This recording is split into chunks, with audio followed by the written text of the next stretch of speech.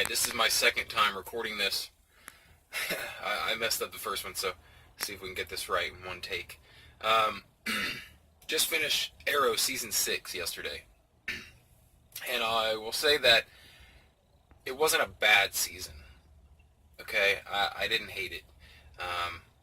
I'm still dealing with the same thing where there's just too many damn heroes. I'm just sick of there being so many heroes and so many storylines. I don't feel like they're necessary. I liked when it was just Oliver, Felicity, and Diggle. Outside of that, I'm not really feeling it. Some cool things happened this season, though, with the team, which I thought was pretty cool. Actually got my hopes up at one point because the team disbanded. Oliver said, like, I need to go back to basics, and I need to do this the way I did in the beginning, which is just on my own. And oh, dude, I got so excited. I'm like, please do that. Yes, that's what I want to see. That's what I want to happen. But that was short-lived, so which I knew it would be when it happened. I'm like, this won't last, but you're on the right track there, Oliver. Yeah, go back to being a solo hero. But yeah, I liked the big bad this season. Ricardo Diaz, he's basically just like rough, tough street thug, man. He came up from nothing. He was in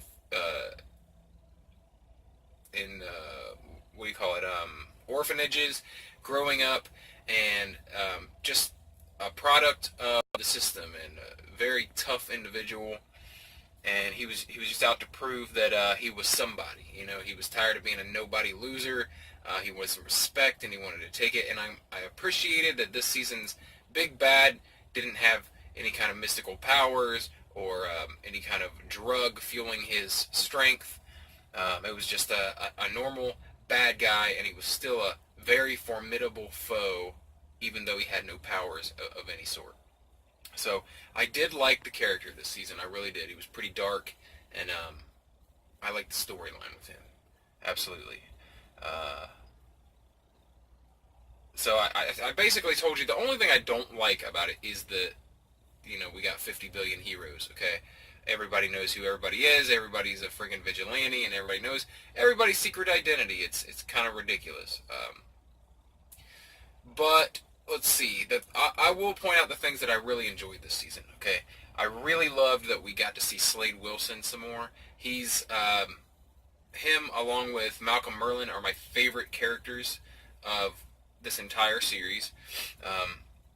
Have been basically from the beginning. I've loved Slade Wilson since that, season 2 when he first appeared, and or maybe it was season 1.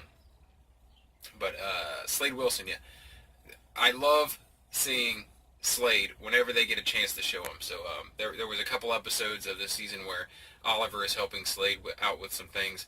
If you watched, last season, you know that they're no longer enemies, but they're friends once again. So just kind of a crazy twist, but I'm glad it happened because that's one of my favorite characters in the series, and I'm glad to see him come back anytime they're going to have him. So let's see. Who else? They brought back Tommy Merlyn in a way at one point, which is pretty cool. You actually got to see, the actor who played Tommy Merlyn, and that was another one of my favorite characters early on in the series that they killed off pretty quickly. But it was cool to see him. It was cool to see him back. He looked a little different. It's been a few years since he was on last. Oliver and Felicity got married this season, which I'm sure made a lot of fans happy, and that was cool to see. That was one thing that I forgot to mention in the Flash review, that Barry and Iris got married as well, and they all got married basically around the same time in the crossover episode. So that was cool for fans. One of the things I liked about the season, and it got me really excited, right, was that I said before that Oliver decided he was going to split away from the team and go back solo, right? Some cool stuff happened with that because there was literally like a Captain America Civil War showdown between like half and half of the team, and I thought that was really cool, and it was pretty violent. Like, it wasn't silly, like, oh, we'll just throw a few punches and then forgive each other. it was serious shit, and someone ended up in the hospital, and it was good. It made it feel like it was going to be hard to get over, and it was. Most of the season they were dealing with that. John Diggle and Oliver Queen get into a fist fight. That was a good episode. Absolutely. Like, I was glad to see that, because it is okay. In the story, the team gets split in half, and then they get split even further so they get split even further, and then even, John Diggle and Felicity end up not working with Oliver at one point as well. One thing I wasn't super keen on is that John Diggle took over as the Arrow, and that was part of the storyline this season.